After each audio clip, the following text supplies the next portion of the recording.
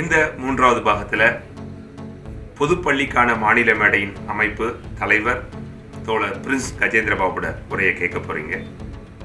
வடசென்னை தமிழ்ச்சங்கம் சார்பாக நடைபெறக்கூடிய இந்த நூல் வெளியீட்டு விழா அதை ஒருங்கிணைத்திருக்க கொண்டிருக்கக்கூடிய வடசென்னை தமிழ்ச்சங்கத்தினுடைய தலைவர் இளங்கோ அவர்களே, நாம் மிகவும் மதித்து பாராட்டக்கூடிய போற்றுதலுக்குரிய எழுத்தாளர் முனைவர் பெருமாள் முருகன் அவர்களே, இசையை மக்கள் இசையாக நம்மோடு நம் வீடுகளில் கொண்டு வந்து சேர்த்த பெருமைக்குரிய கலைமாமணி முனைவர் புஷ்பவன குப்புசாமி அவர்களே, திருமதி வான்மதி அவர்களே, சண்முகம் அவர்களே, எழுத்தாளர் கணேசன் அவர்களே மற்றும் இங்கே கூடியிருக்கக்கூடிய பெரியோர்களே, உங்கள் அனைவருக்கும் என்னுடைய வணக்கம். திரு மோ கணேசன் அவர்கள் குழந்தைகள் மீது ஒரு மிகப்பெரிய காதல் கொண்டவர். அவர் பத்திரிகை துறையில் இருக்கிறதுனால அவருக்கு ஒரு பெரிய ஒரு குறை என்னென்னா, எல்லாரும் பெரியவங்களை பற்றியே கவலைப்படுறாங்க, குழந்தைகளை பற்றி கவலைப்படவே இல்லையே அப்படின்ற ஒரு மிகப்பெரிய ஆதங்கம் அவருக்கு உண்டு. ரெண்டாவது, அவருக்கு இருக்கக்கூடிய மிக முக்கியமான கேள்வி என்னென்னா, அவங்க வீட்டில் இருக்கிற அவருடைய குழந்தைகள், அவர் பெற்றெடுத்த குழந்தைகள், அந்த குழந்தைகள் கேட்கக்கூடிய கேள்வி அப்படின்னா, இவ்வளவு கேள்வி கேட்குற மாதிரி இருக்காங்கல்ல பிள்ளைங்க, இவங்கெல்லாம் பள்ளிக்கூடத்தில் கேட்பாங்களா கேட்க மாட்டாங்களான்னு அவருக்கு ஒரு பெரிய ஒரு சந்தேகம். அப்போ அந்த குழந்தைகளுடைய அந்த கேள்விக்கு யார் பதில் சொல்கிறது? ரெண்டாவது, பாடல்களை அறிமுகப்படுத்துறது, குழந்தைகளை பாட வைக்கணும் அப்படின்னா அது எப்படி செய்கிறது? முதல்ல ஒரு நாடகம், ஒரு புத்தகம் ஒன்று கொண்டு வந்தார். குழந்தைகளை நடிக்க வைக்க முடியும், எதை வேணாலும் நாடகமாக்கலாம், எந்த காட்சியை வேணாலும் நாடகமாக்கலாம் அப்படின்னு ஒரு கற்பித்தல் முறையில் இருக்கக்கூடிய மிக முக்கியமான ஒன்று நாடகம். நாடகத்தின் வாயிலாக எதை வேண்டுமானாலும் மனதுக்கு நெருக்கமாக கொண்டு போயிட முடியும். அப்போ அறிவியலை கூட ஏன் நாடகமாக கொடுக்கக்கூடாது அப்படின்றது தான் அவருடைய தத்துவம். அது வரலாறாக இருந்தாலும் புவியியலாக இருந்தாலும் எதுவாக இருந்தாலும் நாடக வடிவத்தில் குழந்தைகிட்ட கொண்டு போனீங்கன்னா அந்த குழந்தை சுலபமாக படிச்சிட போகிறான். நாடகம் உருவாக்கணும், இதை நீ படிச்சுட்டு நீ ஒரு கதாபாத்திரமாக மாறு அப்படின்னு குழந்தைகிட்ட சொன்னால் அந்த குழந்தை படிச்சிட போகிறான். இதுக்கே நான் படின்னு குழந்தைய போட்டு வம்பு பண்ணிக்கிட்டு இருக்கணும் அப்படின்னு சொல்லி ஒரு நாடக புத்தகம் எழுதினார். இப்போ அந்த வரிசையில் தான் வாழுவிடம் கேளுங்கள் அப்படின்னு சொல்லி நிறைய கேள்வி. அவர் முன்னுரையிலே சொல்றதை போல 1ஆம் வகுப்பு படிக்கக்கூடிய 5 வயது குழந்தையிலிருந்து மிகவும் வயதான முதியவர் வரைக்கும் பல தரப்பினரும் கேட்ட ஒரு 118 கேள்வி, அந்த 118 கேள்விகளை தொகுத்து ஒரு புத்தகமாக நமக்கு கொடுத்துருக்குறாங்க. எனக்கு கூட ஒரு சந்தேகம், அதை சேர்த்துன்னு தான் 120,000 நினைக்கிறேன். இந்த மக்கள் தொகை கணக்கெடுப்புன்றாங்களே, அது எந்த சட்டத்தில் வருது?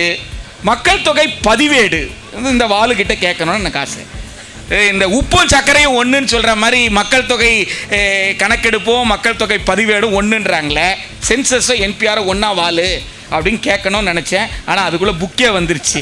ஸோ இதெல்லாம் சேர்க்க முடியாதுன்னு சொல்லி 118ஓட அவர் நிறுத்திட்டார் போல இருக்குது. ஆனால் இந்த 118ல் நாம் ரொம்ப சாதாரண கேள்வி நினைப்போம். ஆனால் அந்த கேள்வி தான் நம்ம மண்டையை உடைச்சிட்டு இருக்கோம். யாரிடம் போய் கேட்கறதுன்னு தெரியாது. இது போய் கேட்டால் அல்போன்னு நினச்சிருவாங்களோ, இதை போய் இது கூட தெரியாத ஒருத்தம்பா நினச்சிருவாங்களோ அப்படின்னு நமக்குள்ள ஏகப்பட்ட கேள்விகள் இருக்கும் இல்லைங்களா? அப்படி படித்தவர்கள், முனைவர் பட்டம் வாங்கினவங்க, அவங்களுக்கெல்லாம் கூட ஏற்படக்கூடிய ரொம்ப சாதாரண மெரினா பீச் என பெயர் எப்படி அப்படின்னு பிரசிடென்சி காலேஜில் இருக்கிற ப்ரொஃபஸர் கிட்ட கேட்டால் பதில் சொல்லுவாரான்றது தான் இல்லைங்களா?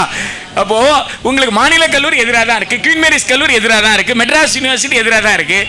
அப்போது திடீர்னு ஒருத்தன் கேட்டுட்டானே வச்சுக்கோங்களேன், நம்முடைய மோ கணேசனுடைய புத்தகம் அதற்கான ஒரு அருமையான ஒரு பதிலை பதிவு பண்ணியிருக்கு. இப்படி ஏராளமான நம் மனசிற்குள் இருக்கக்கூடிய, நாம் கேட்க தயங்கக்கூடியதை அதை புரிந்து கொண்டு அதை பல்வேறு பேர் கேட்டும் இருக்கலாம், அவங்க பேரோட அந்த ஊர் பேரோட மிக அற்புதமாக எல்லோருமே வாங்கி வீட்டில் பயன்படுத்தக்கூடிய வகையில் யார் வேண்டுமானாலும் படிக்கலாம் அப்படின்ற வகையில் அந்த புத்தகத்தை வடிவமைத்து கொடுத்துருக்கிறார். இதே போல் இந்த டும் டும் டும் தண்டோரா இதை பற்றி பேசுகிறதுக்கு இசைவேந்தர் தான் ரொம்ப பொருத்தமான அவராக இருப்பார். ஏன்னா ஒரு கவிதை அப்படின்றதுக்கும் உரைநடைன்றதுக்கும் ஒரு உண்மையான வேறுபாடு என்னன்னா, துள்ளல் இருக்கணும்ல, இசை இருக்கணும்ல. அப்படி ஒவ்வொரு வரியிலுமே அவர் ஒரு இசையை கொடுக்குறாரு, இசை நயத்தோட. இப்போது எனக்கு ஒரு அனுபவம் உண்டு. ஒரு குழந்தை மனப்பாட பகுதியை படிக்கவே மாட்டேங்குது அப்படின்னு சொல்லி அந்த தமிழாசிரியர் ரொம்ப கோவப்பட்டு பேசிகிட்டு இருந்தார். அப்போ நான் சும்மா அந்த குழந்தைகிட்ட போயிட்டு, என்னடா இது 1.25 வரி, இதை போய் படிக்க முடியாதடா அப்படின்னு சொல்லி அவங்ககிட்ட சும்மா அப்படியே பேசிக்கிட்டே இருந்தேன். இப்போ என்ன செய்யணுன்றீங்க அப்படின்னா, இவ்வளவு திட்டிக்கிட்டு இருக்காரா, நான் ஏதோ சும்மா அவங்ககிட்ட பேசுகிறேன் அவ்வளோதான், அவர் இவ்வளோ திட்டுறாரு, ஏதாவது தான் என்ன செய்யணும்னு கேட்குறேன் அப்படின்னா, இல்லை அவர் மனப்பாட பகுதி 5 மார்க்குன்றாரு, ஒரு பாட்டை மனப்பாடம் பண்ணி சொல்லிட்டா போச்சு அப்படின்னு, அவ்வளோதானே முடிச்சிடலாம் அப்படின்னு. நான் என்ன பண்ணேன், சரி அவனுக்கு எழுத படிக்க தெரியுதோ தெரியலையோ அப்படின்னு நினச்சிட்டு குறளை எடுத்துப்பா, இந்த 10 குறளில் நிச்சயமாக ஒரு குறள் கேட்டுருவான்ப்பா, 2 மார்க்குப்பா, அதனால் இந்த 10 குறளில் ஏதாவது ஒரு 4 குறள் நாளைக்கு கொண்டு வந்து உங்கள் வாத்தியார்கிட்ட சொன்னால் அவர் சந்தோஷப்பட்டுருவார்ல அப்படின்னு சொல்லிட்டு போயிட்டேன். அடுத்த நாள் அந்த நண்பரை சந்திக்கிறதுக்கு நான் போகிறேன். அந்த பையன் அங்கே இருக்கிறான். எதுக்கு இருக்கிறான்னா, இப்போ வித்தியாசமான பஞ்சாயத்து. என்ன பஞ்சாயத்துன்னு கேட்டால், அவன் புறநானூரை படிக்கிறான். அவன் என்ன சொல்றான், நீ என்ன சொன்ன 5 மார்க் கேள்வி இல்லையா, நீ வந்து 5 வரி எழுதணும்னு சொன்னா புறநானூறு படிச்சிட்டேன். அவர் என்ன கேட்குற, இத்தனை நாள் என்ன கிண்டல் பண்ணிட்டு இருந்தியான்னு கேட்குறாரு. அப்போ உனக்கு படிக்க தெரியுது இல்லை, அப்போ இத்தனை நாள் எனக்கு ஒப்பிக்கல. அவன் சொல்றான், டேபிளில் அப்பவே டேபிளில் தாளம் போட்டு சொல்றான், இதை தாளம் போட்டு என்னால் பாட முடியுது. நான் ஒவ்வொரு வரியும் தாளம் போட்டுக்கிட்டே இருந்தேன், எனக்கு வந்துருச்சு. நான் சொன்னேன், அப்படின்னா திருக்குறளை அப்படி எல்லாமே குற்றால குறவஞ்சி கிடையாது இல்லைன்றான். அப்படின்னா அவன் 10ஆம் கிளாஸ் பையன்தான், அவனுக்குள்ள எவ்வளோ விஷயம் ஓடி இருக்கு பாருங்க. அவன் குற்றால குறவஞ்சியை ரசிச்சிருக்கிறான், அவன் புறநானூரை ரசிச்சிருக்கிறான். அப்போ அது அந்த செய்தி எனக்கு என்ன பதிய வைத்தது அப்படின்னு கேட்டா, குழந்தைகளுக்கு எது ஆர்வத்தை உண்டு பண்ணுதோ அதை அவர்களிடம் நாம் வந்து கொடுத்தோம்னா அதை மிகவும் வேகமாக அவர்கள் பிடித்துக் கொள்வார்கள், அல்லது அதிலிருந்து அவர்கள் அடுத்த தளத்திற்கு செல்வார்கள் என்ற மிகப்பெரிய பாடத்தை அந்த குழந்தை தான் எனக்கு கற்றுக் கொடுத்தது. அந்த இந்த இந்த நம்முடைய கணேசனுடைய இந்த கவிதைகளை எனக்கு படிக்கும் பொழுது எனக்கு அதுதான் எனக்கு தோன்றியது. சின்ன சின்ன சின்ன சின்ன விஷயங்களா, நீ படிச்சிடலாம்ப்பா, நிறைய படிச்சிடலாம்ப்பா, ஆனால் நல்லதாக படிக்கணும்ப்பா. ஒரு ஒரு விஷயத்தை சொல்கிறார், மற்றவங்கள மாதிரி வாழலாம்ப்பா, ஆனால் நல்லவனாக இருக்கணும்ப்பா. அப்போது அதில் ஒரு முரண்பாடு இருக்குது பாருங்க. மற்றவனை மாதிரி வாழணும்னு சொல்கிறாரு, ஆனால் அடுத்த வரையில் நல்லவனாக வாழணுன்றாரு. அப்படின்னு என்ன அர்த்தம், எல்லாரும் நல்லவன் கிடையாது. அப்போ எல்லாரையும் போல வாழணும், ஆனால் நீ அதில் எவன் நல்லவனா பார்த்து வாழு. அப்போது கற்க கசடு அற கற்க, கற்பவை கற்க பின் நிற்க அதற்கு தகனார்ல, அதை ரொம்ப அழகா வந்து பாவேந்தன் பாரதிதாசன் வந்து நூலைப்படி சங்கத்தமிழ் நூலைப்படிக்கு ரொம்ப அழகா பயன்படுத்தியிருப்பார். நூலைப்படி சங்கத்தமிழ் நூலைப்படி, அறம்படி, காலைப்படி, பகல் நண்பகல் படி, மாலைப்படி, இரவு எல்லாம் சரி, எப்படி படிக்கணும் அதுக்கு ஒரு பெடகாட்சி இருக்குடான்றார்.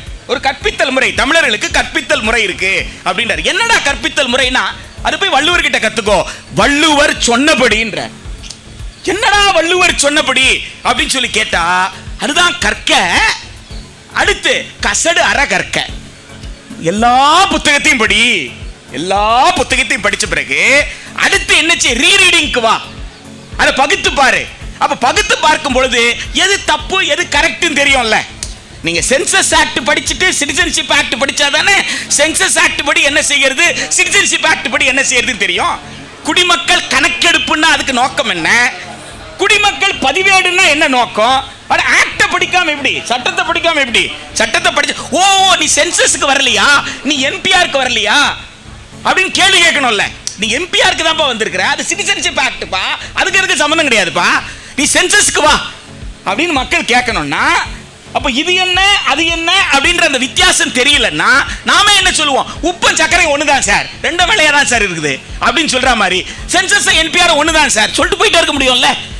ஆக இந்த வேறுபாட்டை தெரிந்து கொள்ளணும்னா எல்லாத்தையும் படி, சிட்டிசன்ஷிப் ஆக்ட் படி, சென்சஸ் ஆக்டையும் படி, அப்பதான் உனக்கு என்பிஆர் புரியும், அப்பதான் உனக்கு சென்சஸ் புரியும். அதுக்கப்புறம் உனக்கு சென்சஸ் வேணுமா, சிட்டிசன்ஷிப் என்பிஆர் சென்சஸ் வேணுமா, என்பிஆர் நீ தீர்மானிச்சுக்கோ. கற்க கசடு அற கற்க, கற்ற பின் நிற்க அதற்கு தக. அப்போ அதுக்கு அடுத்த வரிதான் ரொம்ப முக்கியம். கீழே வந்து என்ன சொல்றாரு, சாதி எனும் தாழ்ந்தபடி நமக்கெல்லாம் தள்ளுபடி, சேதி அப்படி தெரிந்து படின்னு சொல்றாருல, சேதி அப்படி அப்படின்னா அதுக்கு ஒரு இம்பார்ட்டன்ஸ் கொடுக்கிறார் இல்லையா. சேதி அப்படி என்னடா செய்தி, ஜாதின்றது தமிழ் சமூகத்தில் கிடையாதுடா, அதான் செய்தி, சேதி அப்படி. அப்போ ஒரு குழந்தை கேக்குதான், அங்கதான் நான் கணேசனையும் பாரதிதாசனையும் பொருத்தி பார்க்கிறேன். பாரதிதாசனும் ஒரு குழந்தை கேக்குதான், என்ன கேக்குதான், இல்லையே நிறைய புக் இருக்குது, அந்த புக்ல ஜாதியை பத்திலாம் எழுதி வச்சிருக்காங்களே, நீ என்ன இப்படி சொல்றியன்னா அதுக்கு அடுத்த வரியில பதில் சொல்றாரு, பொய்யிலே முக்கால் படி புரட்டிலே கால் படி. வையகம் ஏமாறும்படி உள்ள நூல்களை ஒப்புவது எப்படி? அப்போ நூலுன்னு எடுத்துக்கிட்டா முழுசா உண்மை இருக்குன்னு சொல்ல முடியாதுப்பா. சில நூல்ல கொஞ்சம் உண்மை இருக்கும், சில நூல்ல நிறைய உண்மை இருக்கும். அப்ப எது உண்மை எது பொய் அப்படின்னு பிரிச்சு பாரு.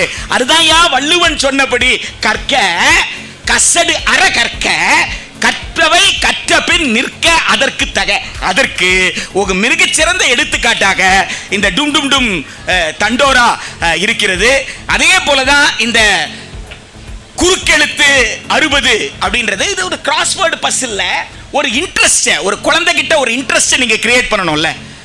அப்ப அந்த குழந்தைகிட்ட ஒரு ஆர்வத்தை தூண்டுவதற்கு ரொம்ப சாதாரணமான சின்ன சின்ன விஷயங்களை எடுத்துக்கிட்டு அதோடு சேர்த்து, அதாவது பாரதிதாசனுடைய பாட்டை நான் இது வரைக்கும் குறுக்கெழுத்துல அந்த மாதிரி நான் பார்த்ததில்லை. இருக்கலாம், இவர் ஒன்று ஒரு ரொம்ப சாதாரணமா ஒரு வரியை கொடுத்துட்டு அந்த வரியில ஒரு சொல்ல கொடுத்துட்டார், அடுத்த சொல்ல கொடுக்கல. ஒரு சீரை கொடுத்துட்டார், அடுத்த சீரை கொடுக்கல. அப்ப அந்த அடுத்த சீர் தான் எதுக்கு? அப்போ அந்த சீரை படிக்கணும்னு சொன்னா அந்த குழந்தைக்கு எது தெரிஞ்சிருக்கணும்? பாரதிதாசனுடைய ஓடப்பர் எல்லாம் உதயப்பர் ஆகிவிட்டால் ஓர் நொடிக்குள் ஓடப்பர் உயரப்பர் எல்லாம் மாறி ஒப்பப்பர் ஆகிருவர் உணரப்பா நீ என்ற அந்த பாவேந்தனுடைய கவிதையை படிக்க வைக்கிறதுக்கு எதை பயன்படுத்துறாரு கணேசன் சொன்னா குறுக்கெழுத்து 60 பயன்படுத்துகிறார். எனவே புத்தியுள்ளவன் எத்தகைய சூழலிலும் எதையும் செய்ய முடியும் என்பதற்கு ஒரு மிகச்சிறந்த எடுத்துக்காட்டாக எழுத்தாளர் கணேசனை நான் பார்க்கிறேன். அவர் இன்றைக்கு வெளியிட்டிருக்கக்கூடிய 3 நூல்களுமே குழந்தைகளுக்கு அற்புதமான செய்திகளை சொல்லக்கூடிய அருமையான நூல். இந்த புத்தக கண்காட்சியில அதிகமான பிரதிகள் விற்ற நூல்களாக இந்த 3 நூல்களும் குழந்தைகளுடைய கைகளிலே சென்று சேர வேண்டும். இதை வெளியிட்ட பாரதி புத்தகாலயத்திற்கும் அதே போல பாவைமதி புத்தகாலய வெளியீட்டகத்திற்கும் இருவருக்குமே என்னுடைய பாராட்டுதலை தெரிவித்து கணேசன் அவர்கள் மீண்டும் மீண்டும் பல்வேறு நூல்களை குழந்தைகளுக்கு எழுதித்தர வேண்டும் என்ற வேண்டுகோளையும் வைத்து வாழ்த்துக்களோடு விடைபெறுகிறேன். நன்றி. 3வது பாகம் முடிஞ்சது. 4வது பாகத்தில் நாம சந்திக்கலாம்.